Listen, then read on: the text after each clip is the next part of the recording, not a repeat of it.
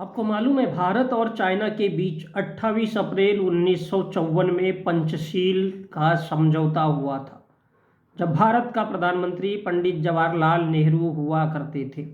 पंचशील यानी क्या? महात्मा गौतम बुद्ध ने ऐसा ही पंचशील का मार्ग सिखाया था। तुम अपनी सरहद में रहो, हम अपनी सरहद में रहते हैं। हाथों की पांचों उंगलियां गिनकर दिखाई थी गौतम बुद्ध ने। पहली उंगली कहती है कि झूठ नहीं बोलूंगा, दूसरी उंगली कहती है कि चोरी करके नहीं खाऊंगा, तीसरी उंगली कहती है मैं अपने जीवन साथी के अलावा दूसरे पुरुष से संभोग नहीं करूंगा, व्यभिचार नहीं करूंगा। मैं सट्टा जुआ लॉटरी नेटवर्क मार्केटिंग यानी दारू शराब कोकीन अफीम इस प्रकार का कोई भी नशा नहीं करूंगा, किसी को तंग नहीं करूंगा। ऐसा ही चीन और भारत के बीच पंचशील का सिद्धांत तय हुआ था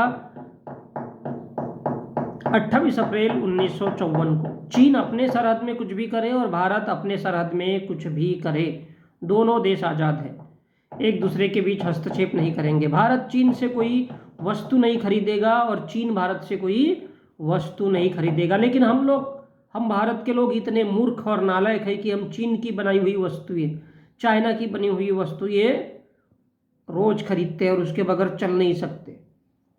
विदेशी वस्तुओं का तो बहिष्कार ही होना चाहिए। अंग्रेजों के ज़माने में हमने यही किया था, विदेशी वस्तुओं की होली जलाई थी। फिर आज क्यों नहीं? क्यों हम कोई वस्तु पाकिस्तान से खरीदे? क्यों हम कोई वस्तु चीन से खरीदे? हमारे देश में सारी वस्तुएं, सारे सामान बनने ही चाहिए घर घर में। उसके लिए सरकार से लोन ले लो, कर्जा ले लो और बना लो। सरकार लोन नहीं देती है तो सांसदों विधायकों के कपड़े उतारो कि वोट तुमको किस लिए दिया था, बताओ हमको कि लोन क्यों नहीं देते। तो ये जो पंचशील का सिद्धांत है ये केवल अमीरों के लिए है, उनको लोन मिलता है, गरीबों को क्यों नहीं मिलता? धंधा करने के लिए, व्यापार करने के लिए। तभी तो हर घर घर में वस्तुएं बनेगी, हर घर घर में सामान बनेगा, चाहे इलेक्ट्रिक हो, फैन हो, टीवी हो, कूलर हो, कुछ भी हो, और विदेशी व्यापार अपने आप बंद हो जाएगा और भारत एक समृद्ध देश बनेगा, सोने की चिड़िया बनेगा।